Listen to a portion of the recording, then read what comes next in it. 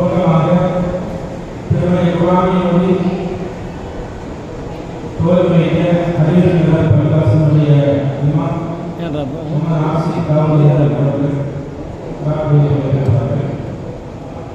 Token 7, 8, 10, 11 முன்னாடி உட்காருங்க. முன்னாடி 8, 9, 10, 11 பாப்பா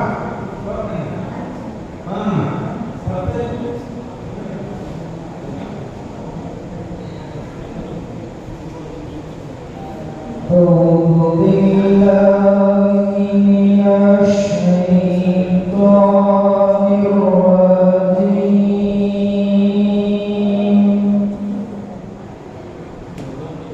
بسم الله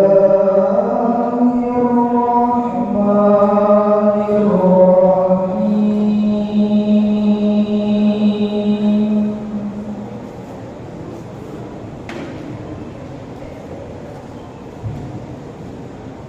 والسماء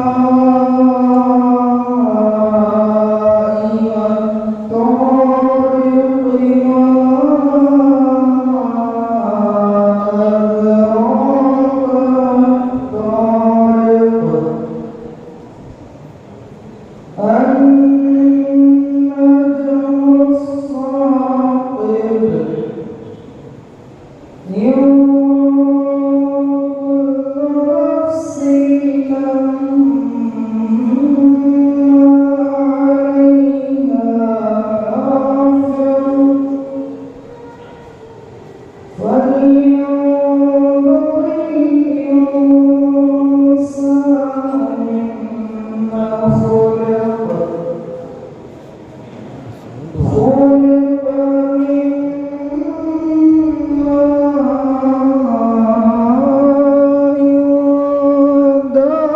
الثاقب يخرج من بين الصلب والترائب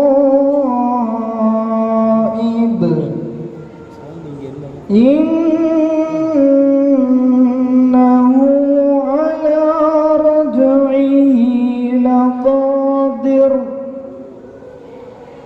يوم تبلى السرائر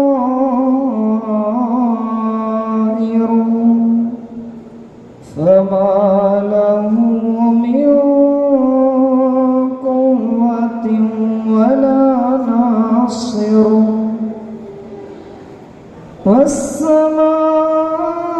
والسماء ذات الرجع والأرض ذات الصدع إنه لقول فصل وما هو بالهزل إنهم يكيدون كيدا وأكيد كيدا فمهل الكافرين أمهلهم رويدا صدق الله العظيم ஜஸாக்கல்லாஹு ஹைர். இப்பொழுது போட்டி துவங்கப் போகிறது. டோக்கன் பெற்ற போட்டியாளர்கள் வரிசை கிரமமாக வந்து அமர்ந்து கொள்ளுமாறு கேட்டுக்கொள்ளப்படுகிறது. முதல் வரிசை 1லிருந்து 11 வரைக்கும் அமர்ந்திருக்கிறார்கள். இரண்டாம் வரிசையில் அடுத்தடுத்து நம்பர் உள்ளவர்கள் அமருமாறு கேட்டுக்கொள்ளப்படுகிறது. இப்பொழுது போட்டியை சிறப்பான முறையிலே நடத்தி தருவதற்காக சேலத்திலிருந்து மௌலானா மௌலவி ஜியாவுதீன் தாவூதி ஹசரத் அவர்கள் வருகை தந்திருக்கிறார்கள். அவர்கள் பொறுப்பேற்று நடுவராக இங்கு குழந்தைகளுக்கான மதிப்பெண்களை வழங்கி திறமையுள்ள குழந்தைகளை தேர்வு செய்வார்கள். அதன் விஷயத்தில் நாம் அனைவரும் அவருக்கு ஒத்துழைப்பு நல்க வேண்டுமாய் உங்களிடத்தில் அன்போடு கேட்டுக்கொள்கிறோம். நிற்கிறவங்க எல்லாம் உட்காருங்க. பேச்சாளர்களுக்கு, போட்டியில் கலந்து கொள்கிற பேச்சாளர்களுக்கு இடையூறு இல்லாமல் இந்த ஹாலிலே நடந்து கொள்ளுமாறு கேட்டுக்கொள்ளப்படுகிறது. அங்கெங்கும் எந்திரிக்காமல், நடக்காமல், அவங்களுடைய கவனத்தை திசை திருப்பாமல் பார்த்து கொள்ளுமாறு கேட்டுக்கொள்ளப்படுகிறது. ஹசரத் அவர்கள் இப்பொழுது போட்டியினுடைய விதிகளையும், எப்படி போட்டி நடைபெறுகிறது என்பதையும், மதிப்பெண் எப்படி கொடுக்கப்படுகிறது என்பதையெல்லாம் உங்களுக்கு தெளிவாக சொல்லுவார்கள். அதனைத் தொடர்ந்து கொடுக்கப்பட்ட டோக்கனுடைய அடிப்படையில் வரிசைக்கிரமமாக போட்டியாளர்கள் அழைக்கப்படுவார்கள் என்பதை உங்களுடைய கவனத்திற்கு கொண்டு வரப்படுகிறது. அல்ஹம்துலில்லாஹ், ஸலாத்து வஸ்ஸலாமு அலா சய்யிதினா முஹம்மதின் ரசூலில்லாஹி ஸல்லல்லாஹு அலைஹி வஸல்லம்.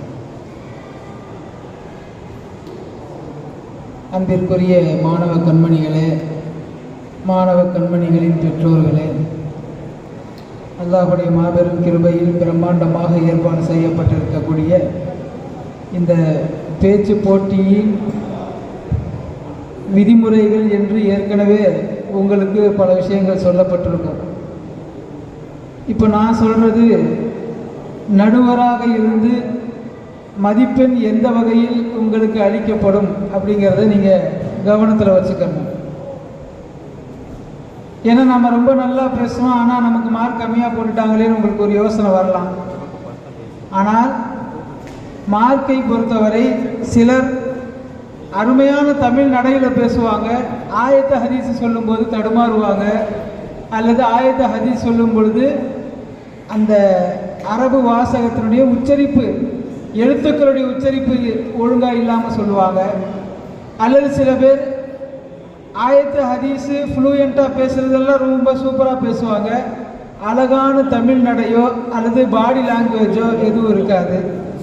இந்த மாதிரி உங்களுடைய பேச்சுக்கள் எல்லாவற்றையும் கவனித்து தான் உங்களுக்கு மதிப்பெண் அளிக்கப்படும்.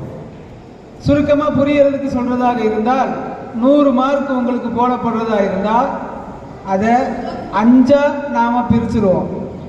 5 விஷயங்கள் உங்களுடைய பேச்சுகளில் கவனிக்கப்படும். முதலாவது, நீங்கள் உச்சரிக்கிற, அது தமிழாக இருந்தாலும் ஆங்கிலமாக இருந்தாலும் அரபியாக இருந்தாலும் நீங்கள் எப்படி உச்சரிக்கிறீங்க அப்படிங்கிறத கவனிப்போம். இரண்டாவது, தமிழ் பயான் அப்படிங்கிறதுனால தமிழ் நடை எப்படி தெளிவாக இருக்குது அப்படிங்கிறத கவனிப்போம். இதுக்கு 20 மார்க்கு. ஃபஸ்ட்டு சொன்ன தெளிவான உச்சரிப்புக்கு 20 மார்க்கு. மூன்றாவது, ஆயத்து ஹதீஸுகள் அதிகமாக சொல்கிறவங்களுக்கு மார்க் அதிகமாக விடும். அந்த ஆயத்து ஹதீஸுகளை சொல்கிற போதும் தெளிவான எழுத்துக்களுடைய உச்சரிப்போடு மாற்றாமல் கொள்ளாமல் அழகாக சொல்கிறவங்களுக்கு மார்க் முழுசாக விடும். அதனால் ஆயத்து ஹதீஸு அதை சொல்லக்கூடிய வாசகங்களை தெளிவாக சொல்லணும். மூணாவது. நாலாவது, பாடி லாங்குவேஜ்.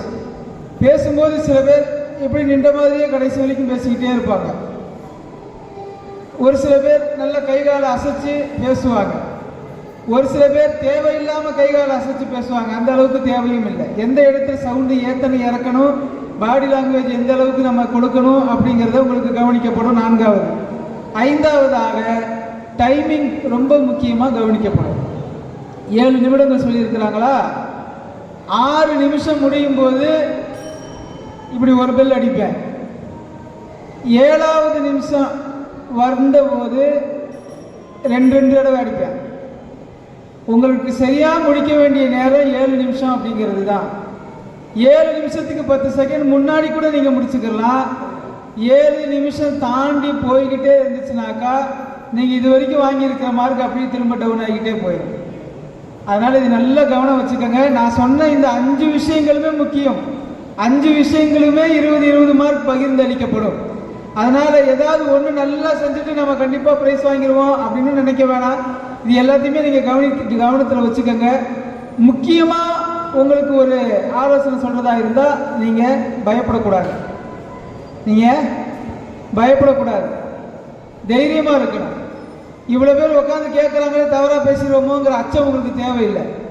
சேலத்திலேருந்து நடுவரை கூட்டு வந்திருக்கிறாங்களே அப்படிங்கிறத நீங்கள் ஒன்றும் பெருசாக யோசிக்க வேண்டிய அவசியம்லாம் இல்லை. சரியா? நீங்கள் சகஜமாக நீங்கள் என்னத்தை ட்ரைனிங் எடுத்திருக்கிறீங்களோ, அப்சர்வ் பண்ணியிருக்கீங்களோ, அதை இங்கே டெலிவரி பண்ண போகிறீங்க. அது யார் இருந்தாலும், உங்கள் அசர்த்தி இருந்தாலும், நடுவர் இருந்தாலும், உங்கள் பேரண்ட்ஸ் இருந்தாலும் அதை பற்றிலாம் உங்களுக்கு எந்த கவலையோ பயமோ அச்சமோ உங்களுக்கு தேவையில்லை. ஏன்னா நீங்கள் சொதப்பிட்டீங்கன்னு வைங்க, ஒரு பேச்சுக்கு பாதியிலே சொதப்பி தெரியாமல் மறந்து திக்கி தடுமாறி நீங்கள் கிளம்பி போறீங்கன்னா கூட நீங்கள் அச்சப்பட தேவையில்லை, பயப்பட தேவையில்லை. நீங்கள் முயற்சி செஞ்சுருக்கிறீங்க, சரியா? முயற்சிக்கு அல்லாட்ட கூலி உண்டு. யாரும் உங்களை கடிச்சு முழுங்கிற போகிறதில்லை. தப்பு தடுமாற்றம் வந்துட்டா திட்ட போகிறதில்ல, அடிக்க போகிறதில்ல. அதனால தைரியமாக இருங்க, சரியா? இப்போ ஆரம்பிச்சிடலாமா? நான் சொன்ன 5 விஷயம் ஞாபகம் இருக்கா? 1 எழுத்து உச்சரிப்பு, 2 அழகான தமிழ் நடை, 3வது அரபு ஆயத்த ஹதீஸுகளுடைய வாசகங்கள், 4வது பாடி லாங்குவேஜ், 5வது டைமிங். இது எல்லாத்தையும் மனசில் வச்சு நீங்கள் பேசுங்க. ஒரு சின்ன டிப்ஸு, நல்லா நீங்கள் அழகாக பேசிக்கிட்டே வர்றீங்க, ஆனால் இங்கே ஃபஸ்ட்டு பெல் அடிச்சுட்டாங்க அப்படின்னா, இப்போ ஒரு 2 பக்கம் நீங்கள் எழுதி வச்சு மனப்பாடம் பண்ணியிருக்கிறீங்கன்னு வச்சுக்கிடுவோம். ஒரு பக்கம் முடியும் போதே உங்களுக்கு டைம் ஆகிடுச்சு, ஃபஸ்ட்டு பெல் அடிச்சுட்டாங்கன்னா நீங்கள் என்ன செய்யணும்? நடுவில் ஒரு அரை பக்கம் 2-3 பேரா படிச்சிருப்பீங்க இல்லையா, அதை விட்டுறணும். விட்டுட்டு கடைசி முடிக்கிறதுக்கு உண்டான அந்த பேராவை நீங்கள் தொடங்க ஆரம்பிச்சிடணும். அப்படி செஞ்சீங்கன்னா உங்கள் பையன் நடுவில் நிற்காது. நீங்கள் இடையில சில விஷயங்கள் விட்டு நீங்கள் பேசுனீங்கனால அது உங்களுக்கு தான் தெரியும், நடுவருக்கு தெரியாது, சரியா? அதனால டைமிங் ரொம்ப முக்கியங்கிறத மனசில் வச்சுக்கோங்க. இந்த அடிப்படையில் தான் மதிப்பெண் போடப்படும், சரியா? எனக்கு போடலை, அவங்களுக்கு அதிகமாக போட்டாங்க அப்படிங்கிற குற்றச்சாட்டு சைத்தான் உங்களுடைய மனசில் போட்டானா அது சைத்தானுடைய வேலைன்னு உணர்ந்துக்கங்க. ஏன்னா உங்களை யாருமே எனக்கு தெரியாது. இந்த லிஸ்ட்டில் பேர் இருக்குது, தியானா, ஃபாத்திமா, சபீர், அஹமது இப்படிலாம் இருக்குது இல்லையா? நீங்கள் யாருமே எனக்கு தெரியாது. இங்கே உள்ள அசத்துமார்களை வேணால் 1-2 பேர் எனக்கு தெரியும். ஆனால் அவங்கள்ட்ட ஓதுற மாணவர்கள் யாரும் தெரியாது, அவங்க பிள்ளைகளே யாருன்னு எனக்கு தெரியாது. அதனால் நம்ம மார்க் போடுறது அல்லாஹ்வை முன்னிறுத்தி தான் நம்ம மார்க் போடுறோம். அல்லாஹ் நமக்கு எதை தர்றானோ அதை நம்ம சந்தோஷமாக எடுத்துக்கணும். சரி, நேரம் ஆகுது. முதல் பேச்சாளராக இந்த பேச்சு போட்டியை துவக்கி வைப்பதற்காக எஸ் ரிஃபானா.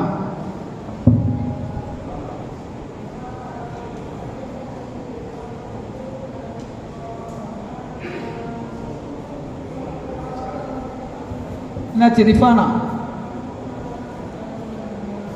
வரலீங்களா? இப்போ கூப்பிட்டாங்களே, அசத்து கூப்பிடும்போது இருந்தது.